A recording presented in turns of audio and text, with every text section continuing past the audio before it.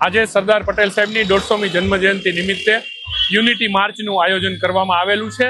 આ યુનિટી માર્ચનો ઉદ્દેશ એ છે કે સરદાર પટેલ સાહેબે જે અખંડ ભારતના શિલ્પી કહેવાય છે, એમના વિચારો, એમના આચાર આચરણ એ બધાના યુવાનોના જીવનમાં ઉતરે અને આ ભારત માતાને જે પુનરુત્થાન માટે આપણે જે કાર્ય કરી રહ્યા છે, આપણા વડાપ્રધાન શ્રી નરેન્દ્રભાઈ મોદી સાહેબે ભારત માતાને પરમ વૈભવના શિખર ઉપર લઈ જવાનો જે યજ્ઞ આરંભો છે, એમાં સરદાર પટેલ સાહેબના વિચારો આપણા જીવનમાં આપણે ઉતારી અને એમને યાદ કરી અને એમની નિડરતાના પાથ ભણી અને આપણે અખંડ ભારતને ફરીથી એવું મજબૂત બનાવીએ કે ભારત વિશ્વગુરુ બનવા તરફ જઈ શકે। એ માટે ઉત્સાહભેર આજે યુનિટી માર્ચનું આયોજન રાજકોટમાં દરેક વિધાનસભા વાઇઝ થઈ રહ્યું છે।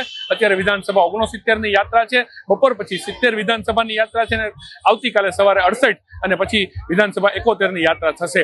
અને જેમાં આપ જોઈ રહ્યા છો કે યુવાનો લોકો ખૂબ ઉત્સાહભેર ભાગ લઈ રહ્યા છે અને સરદાર પટેલ સાહેબને યાદ કરી અને ભારત માતામાં પોતાનું યોગદાન આપી રહ્યા છે। અત્યારે ખૂબ મોટી સંખ્યામાં આપ જોઈ રહ્યા છો કે યુનિટી માર્ચમાં લોકો જોયા રહ્યા છે। દરેક જગ્યાએ સ્વાગત પોઈન્ટ ઉપર સ્વયંભૂ સ્વાગત થઈ રહ્યા છે। અનેક એસોસિએશનો, અનેક સમાજના લોકો, સ્કૂલ કોલેજના લોકો, વિદ્યાર્થીઓ સ્વાગત કરી રહ્યા છે અને એક આનંદનો માહોલ સાથે સરદાર પટેલ સાહેબની યાદગીરીને બધા ઉજવી રહ્યા છે।